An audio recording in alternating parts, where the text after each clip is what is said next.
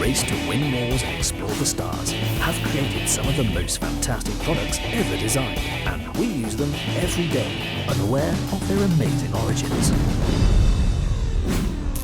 On Wicked Inventions, the Zippo lighter, the surprising wartime heritage of this iconic piece of Americana. Margarine, we reveal the military connection to your yummy spread. Cling film, wrapping up everything from fighter planes to food. We reveal the amazing science and manufacture behind these wicked inventions.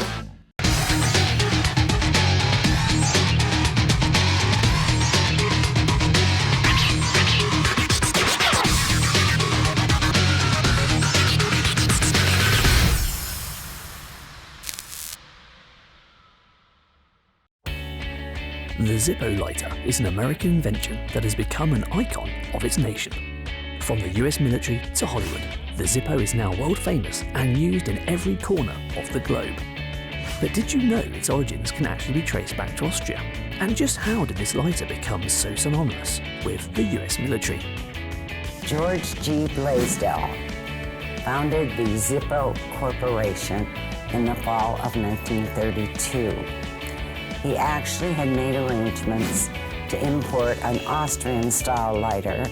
It took so long to get things through customs at that time that he was still tinkering with his own idea. He wanted one-hand operation, he wanted the lighter windproof, and he wanted to guarantee the product for the life of the product. His first production month was January of '33. He manufactured 82 lighters that month, and almost 83 years later, we have manufactured over 500 million Zippo lighters. With its easy one-handed use, durability, and windproof characteristics, the Zippo soon became the lighter of choice for US military personnel. This military link grew even more during World War II, as Zippo ceased production of the lighters for consumer markets and began delivering only to the military. George Blaisdell formed a relationship with the famous war correspondent Ernie Pyle. And he wrote to Ernie and said, "I suppose you've never heard of the Zippo lighter." And Ernie wrote back and he said, "Are you kidding? It's the most coveted item on the battlefield." This created a huge demand for Zippo lighters and can be seen as a defining moment in the company's history. When I was a young soldier, I must confess I used to smoke. And one of the problems, especially if you're out in the field, was simply lighting your cigarette. And I was very grateful when an American soldier, very good friends with him, gave me my first Zippo lighter. Back on the consumer market, the Zippo's reputation then grew to see it become the lighter to be seen with in Hollywood. Tom Hanks is a great Zippo collector. John Wayne, he would actually use only our lighters in his movies. Frank Sinatra also was a great fan of Zippo. He said, "When I die, bury me with 10 dimes for the payphone, a bottle of Jack Daniels, a pack of Luckies, and my Zippo lighter." Having produced over 500 million lighters, Zippo has cemented itself as the most famous and most recognizable lighter in the world, and it sits comfortably in the pockets of soldiers, civilians, and celebrities alike. So, what goes into making these iconic lighters? Well, the Zippo lighter is obviously made up of two key components, the inside unit and the case. And the inside unit is a unit that's produced with a lot of specialized equipment made specifically for Zippo. The manufacturing of the famous Zippo lighter begins with the cases. A thin sheet of brass is uncoiled from a spool and sent to a press. The strips of brass are stamped repeatedly until the top and bottom of the case is formed. Zippo recycle all of the excess brass so it can be reused and wastage is kept to a minimum. The stainless steel hinges are welded onto the case, joining the top and bottom. This is then inspected to make sure the weld and fit of the hinge is absolutely perfect. A robot lifts up racks of the new cases and places them on a line that in turn plunges them into a series of washing solutions to remove even the smallest amount of debris from the cases. They're then coated in nickel. Nickel acts as a glue for the chrome, as chrome doesn't adhere directly to brass. The cases can then be dipped into a chrome solution for 4 minutes, ready to emerge with their recognisable finish. They're then taken from the dipping racks, ready to meet the all-important inside unit. Once we get through plating, we call it at that point pocket ready, because we will have the inside unit coming from the other part of the plant. As with the cases, the lighter insert, or inside unit, begins life as spools of sheet metal. This time it's steel. A die shapes the steel to form the lighter insert. 125 inserts are produced every minute, and around 2,400 pounds of steel go into producing 55,000 of these units a day. The inserts are then moved down the production line, and all the component parts are added. Within the inside unit, obviously the key components there are the cam, which helps close the lid, snaps the lid closed, and obviously we have the wheel, and we've done a lot of work with the wheel so that it does strike and it does light the first time. And again, a lot of specialized equipment that put a lot of these little mini components, if you will, the wheel, the cam spring, the wick, the cotton, the felt, all those little components, they get assembled.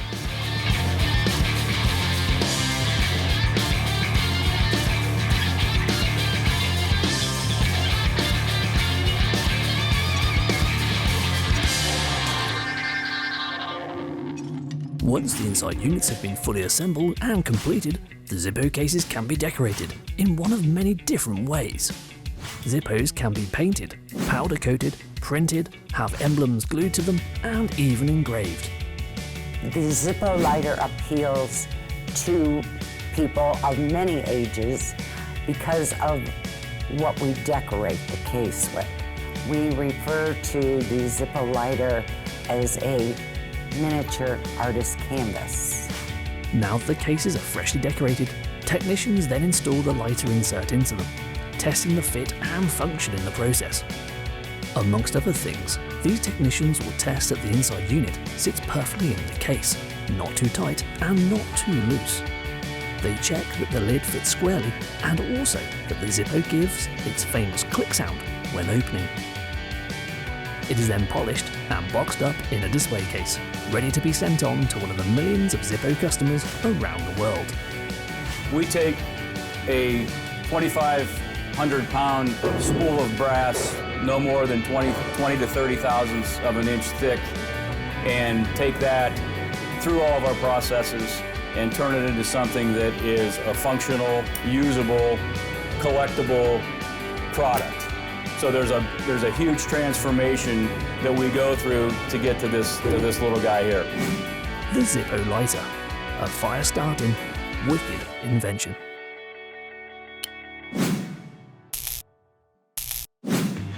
Margarine is accepted as the most affordable, spreadable, and long-lasting alternative to butter. But have you ever wondered about its origins in 19th century war and the controversy that once surrounded it? Being such a common staple of the modern fridge, it's as if it's been around forever. But just how did this spreadable breakfast companion come into existence? It all started in 1813 in a chemist's lab, as French scientist Michel Eugène Chevreul discovered a new fatty acid. Because of its substance's shiny, white and pearl-like appearance, he named it acide margarique, or margaric acid in English, after the Greek word margarite, meaning pearly. Despite this discovery, it wasn't quite the beginning of margarine as we know it today. This can be credited to 19th century French warfare. In 1812, Napoleon's French troops suffered terribly on their journey back from Moscow. This was down to two things: an ice-cold winter and food supplies perishing fast. In Napoleon's own words, an army marches on its stomach, and this one could not.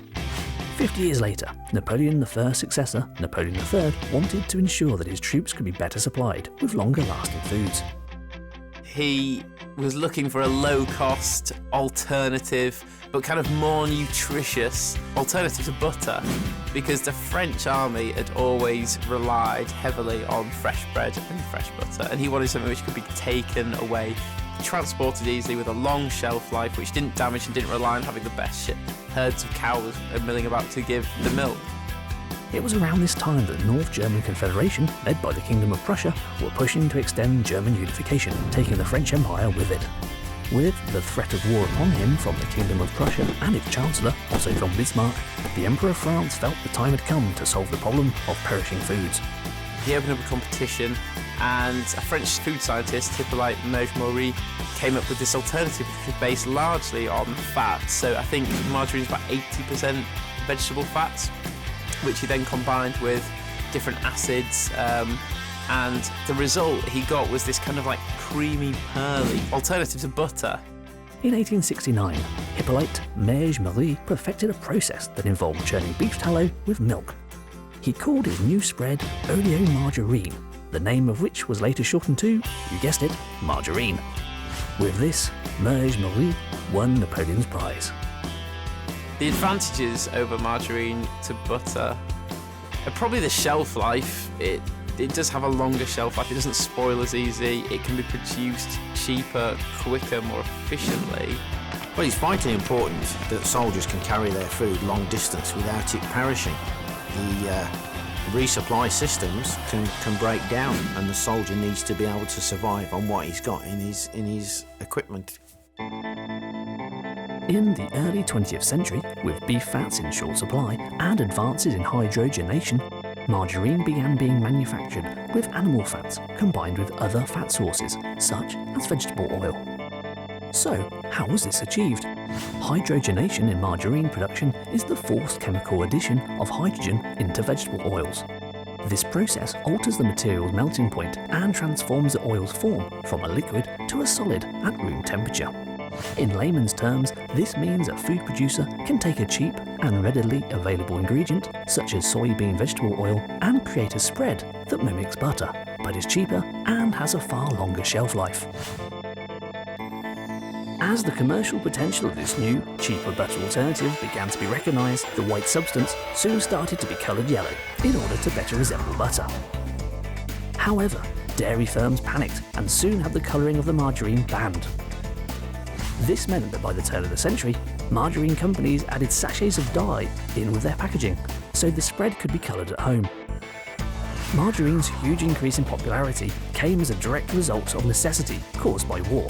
In World War II, natural butter was almost impossible to come by, and consumers everywhere turned to the much more widely available alternative. Once the war was over, demand for margarine stayed, giving the producers greater power in the market, eventually resulting in margarine finally being coloured yellow again by 1955. Today, this versatile spread continues to be adapted and improved upon, with companies seeking to increase its healthiness. Omega-3 and also cholesterol-reducing plant sterols are included in margarine's production in order to appeal to an ever-changing and growing market. From imperial French battlefields to the kitchens of the 21st century, it's safe to say that margarine is truly a wicked invention.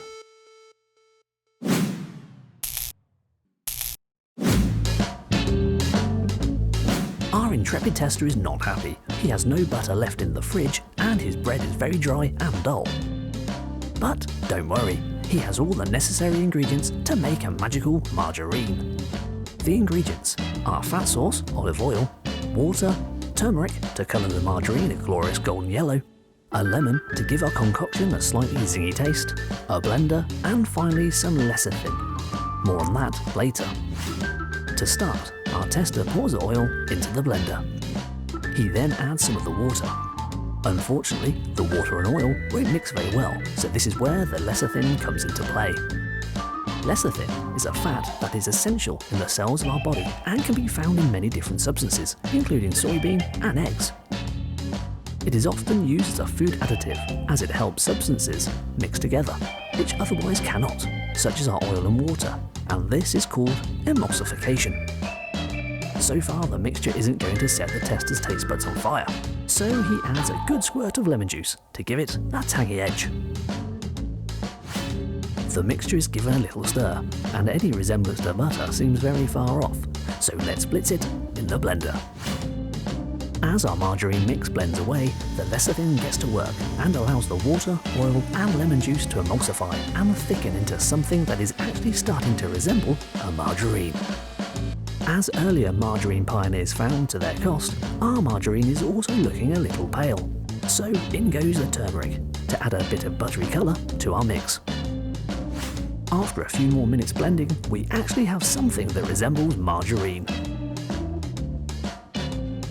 While not quite as solid in form as high street margarine or butter, our mixture spreads nicely and, because of the lecithin, has emulsified successfully to become a lot thicker than the olive oil it is made from. So, what about the taste? That looks lovely. Well, maybe not, but at least it beats dry bread. Possibly.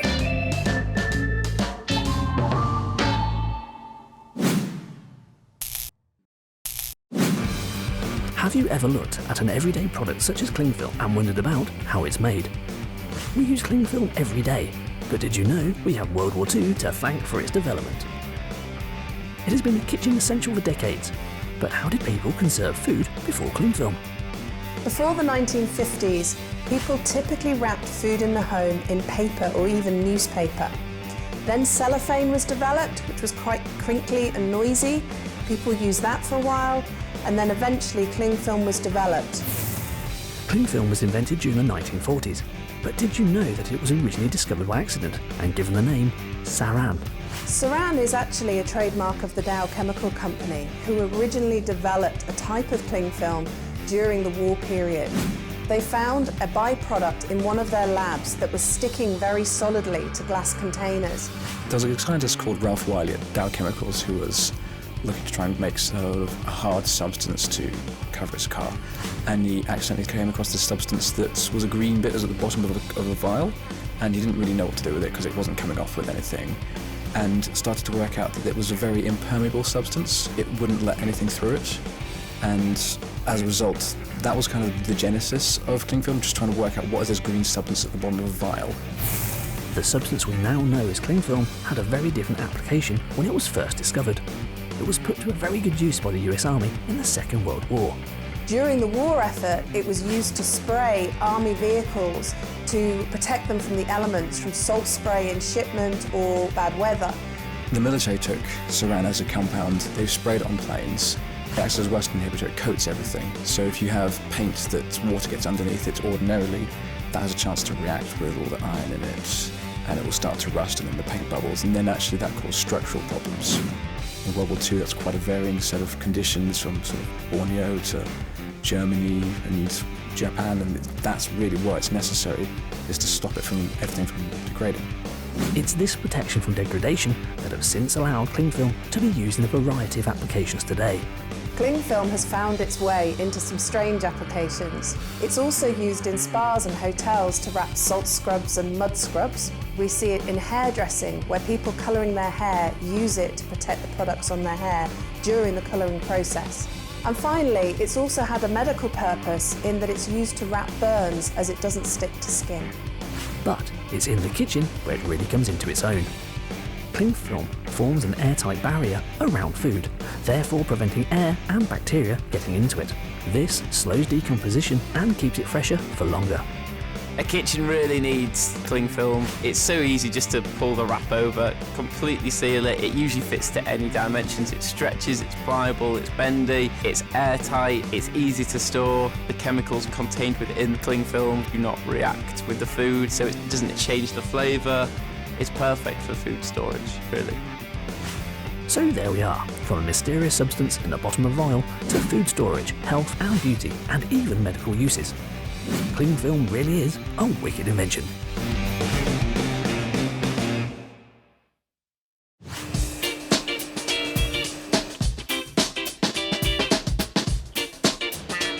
Limpac have been making packaging for the food industry since 1949.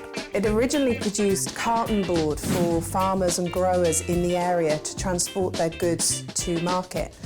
But in 1960, Limpac packaging was developed, as a new company to produce rigid and plastic packaging for the global food industry market. The company have manufacturing plants all around the world, including this one in Pontivy, France. Limpat Pontivy was established in 1980 and today manufactures a range of barrier and PVC cling films from the site where we have over 400 people employed.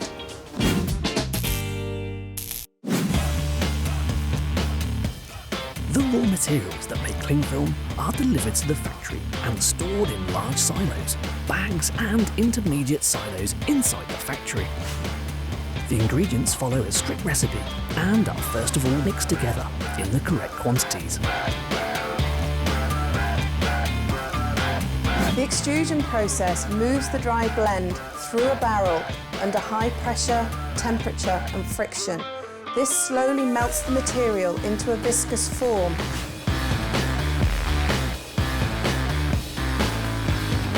The molten mixture is then extruded in a machine called a die head. The die head is circular in shape and air is pushed through the die head to then create a bubble. This bubble of film is carried up on rollers and then slit in order that the film can be wound onto cores and taken away from the production process. The thickness of the film is determined by the amount of air pressure inside the tube, as well as by the speed at which it is pulled by the rollers. Today, cling film is produced at about 7 microns, which is 10 times thinner than a human hair. The film is then wound onto large rolls. Just before exiting the winder, the roll is cut into smaller widths, as required by the customer, and then wound onto individual cardboard cores. The rolls are then loaded onto a pallet and sent to the offloading zone, where the rolls can be processed further. The company use automatically guided forklifts to move the product around the factory. This is just one of the many labour-saving devices the factory uses. In the offloading zone, robots take the rolls of cling film one by one and load them onto a conveyor belt. The edges of each roll are cut by a machine to ensure easy unwinding for the customer. All offcuts are put back into the production process, resulting in wastage of only 0.5% from this factory. For catering wrap, the larger rolls are unwound and rewound onto smaller rolls of lengths between 100 and 500 metres. The rolls are then packed into cutter boxes before being packaged up and sent out for delivery. The next step in the general evolution of cling films is really to make them biodegradable. They've pretty much gone as lightweight and thin as possible whilst retaining all the mechanical properties that are needed for keeping food wrapped and fresh. But developing a biodegradable version is the next step in the innovation plan.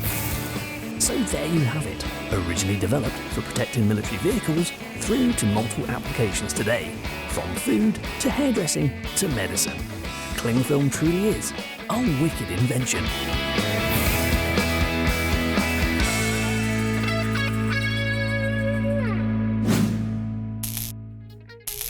So there you have it, a dash through the hidden history, super science and amazing manufacture of products that you use every day, but have never realised their amazing background. The Zippo lighter, Margarine and cling film, all wicked inventions.